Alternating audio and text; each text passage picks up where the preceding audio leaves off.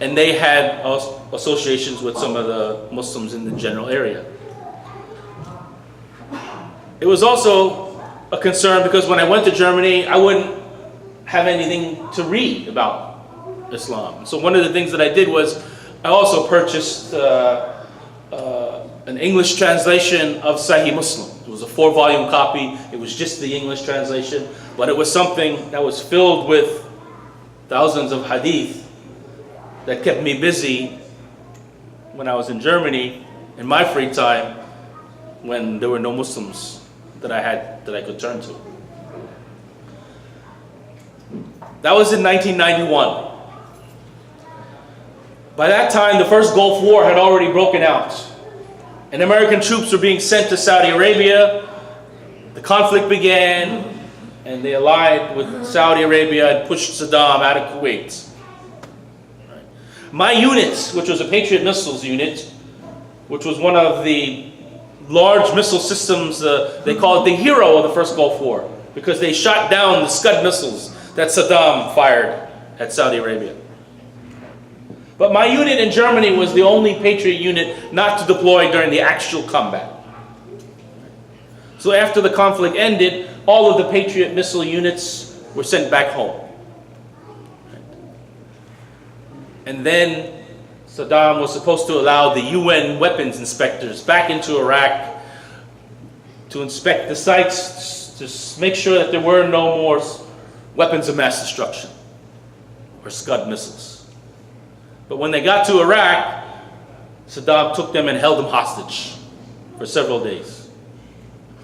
So then there was talk that there would be further airstrikes on Baghdad, but Saudi Arabia wouldn't allow that happen until the Patriot missile system was back in Saudi Arabia to protect the country.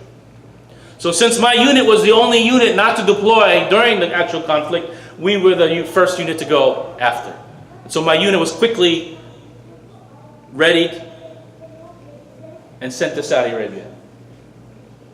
And in late 91, around November, I went with my battalion and we landed in Dhahran and we set up defense of the Saudi air base. Days later, Saddam released the inspectors, and then there would be no further conflict. But I was in Saudi Arabia now as a new Muslim. I had converted to Islam only 5 months prior. It was just 5 months prior to going to Saudi Arabia as a U.S. soldier that I had converted to Islam. So I was like a baby in Islam. I didn't really know much. But there were tens of thousands of troops in Saudi Arabia at that time.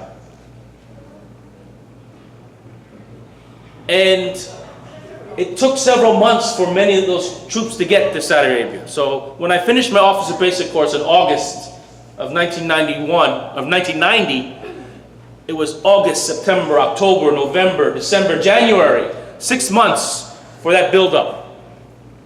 But that first Gulf War lasted only a few weeks. And it would take several months for them to go home. So what were all of these American troops doing in Saudi Arabia while they were waiting to go home? Well, many of the Saudi Muslim brothers who had access to the American compound set up what they called a Saudi cultural center. And it was actually a huge camel tent.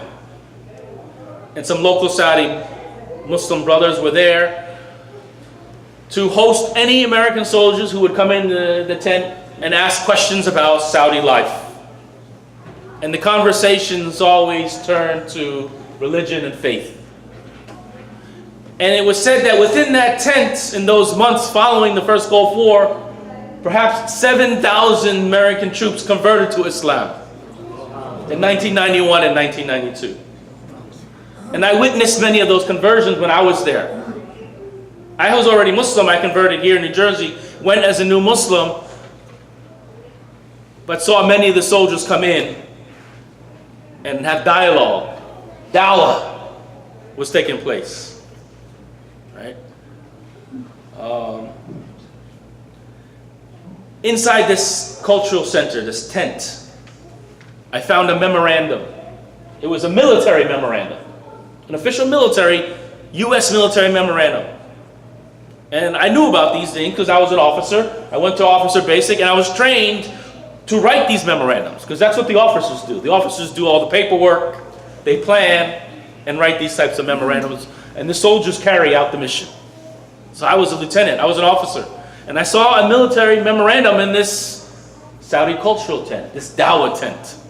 Right? And this memorandum basically stated that any American Muslim soldier, Air Force, Army, Navy, that was in Saudi Arabia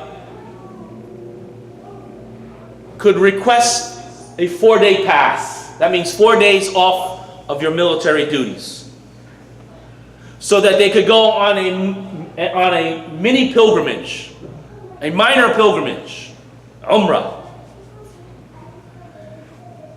hosted by the Saudi Air Force Religious Affairs Department. And the memorandum was signed by the commanding general of the American forces and by the commanding general of the Saudi Air Base where we were being hosted. And I was like, oh, this is my opportunity to go to Mecca. In my unit, there were 3 other young soldiers who converted to Islam in that tent and became Muslims. So there were 4 of us. Actually, there were 4. There was another officer in my unit who also converted. He was a senior captain. He was 2 ranks above me.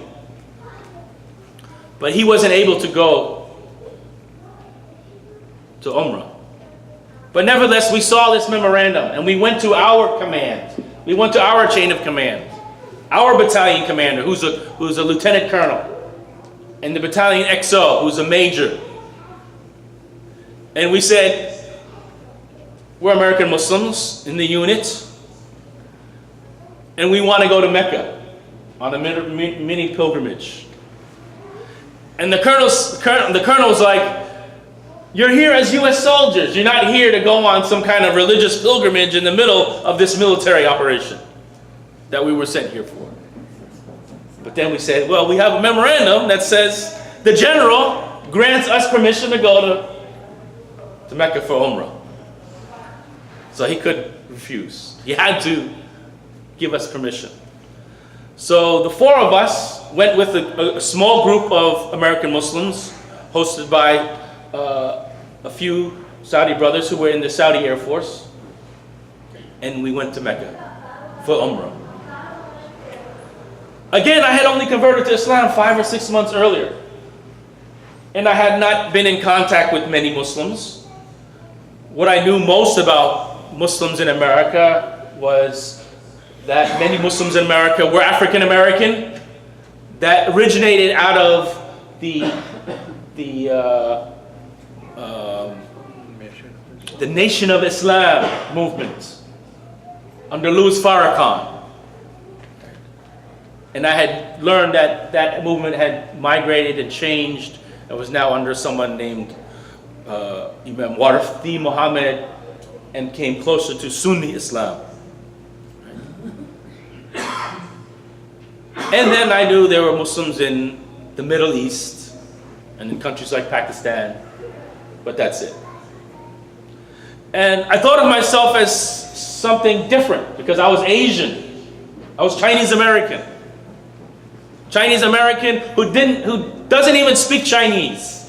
I don't even speak Chinese. Only English. But I accepted Islam on a doctrinal level, believing in La ilaha illallah, Muhammad Rasulullah, and thought, I'm going to Umrah as a Muslim because I believe everything that all these other Muslims believe. But I didn't think there would be other East Asian Muslims there, like myself. And I thought I would be someone who would be making a minor pilgrimage, but would look different than others who were there. We took a flight to Jeddah, and when the plane landed, we got on a bus, and it drove us to Mecca. And when we got out in front of the Masjid Haram, the first large group of Muslims that I saw were other East Asian Muslims. Maybe they were from Malaysia or Indonesia. And I didn't know that Indonesia, for example, is the country that has the largest population of Muslims. And on that short trip, I met Muslims from all over the world, from Asia, from Africa, from the Middle East. I even met some of the American Muslims who were studying in Medina. They came from America to study Medina, and they happened to be also making Umrah that weekend I was there. Right? And so for me, this was an inspiration. I saw a universal rainbow of colors. I call it my Malcolm X-like type experience. Right? And when I got back to the base in Dhahran, Saudi Arabia, one of the things that went through my mind was, I'm a Muslim. There are 3 or 4 other Muslims in my unit. There are other American Muslims, thousands who converted right here in this tent. But there were no Muslim chaplains in the United States military, not one. There were Jewish chaplains. There were many Catholic chaplains. There were Christian chaplains, but there weren't any Muslim chaplains. So I put it in my mind that perhaps this was something that I could do as a Muslim American and serve the U.S. military as a chaplain. And that became my goal and intent. And it wasn't until years later that I would leave the military, leave active duty. I would travel to Damascus, Syria. I would study some Arabic, traditional Islam under scholars.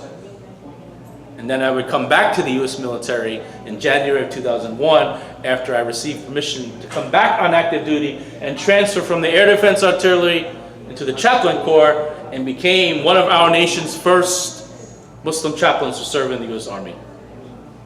That was in January of 2001. And a few short months later, in September of that same year, the tragic attacks of 9/11 brought the World Trade Center down. And I was someone who openly said that those who attacked the World Trade Center needed to be brought to justice. And then troops again were sent to the east, to Afghanistan.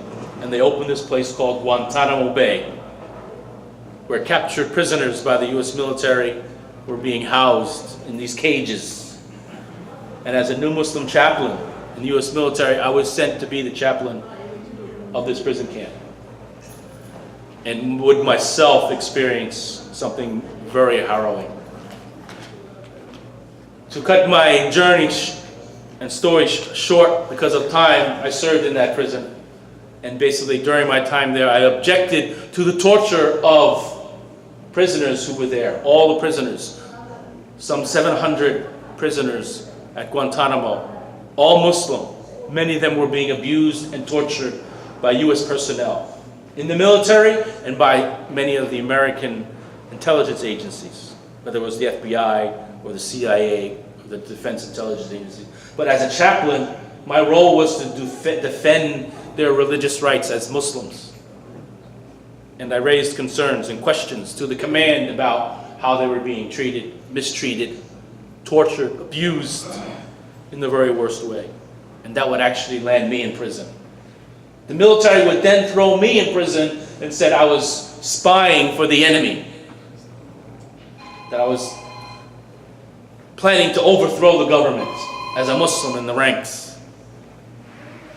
But it was all a plot to get me out of Guantanamo. And I was in jail for 76 days in a prison in South Carolina, while the accusations swirled that I was a spy, a terrorist spy.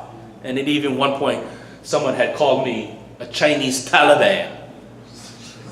They said, who is this Chinese Taliban telling us how to treat the prisoners? Right? That's what was said of me. But it was all garbage, made up, falsely.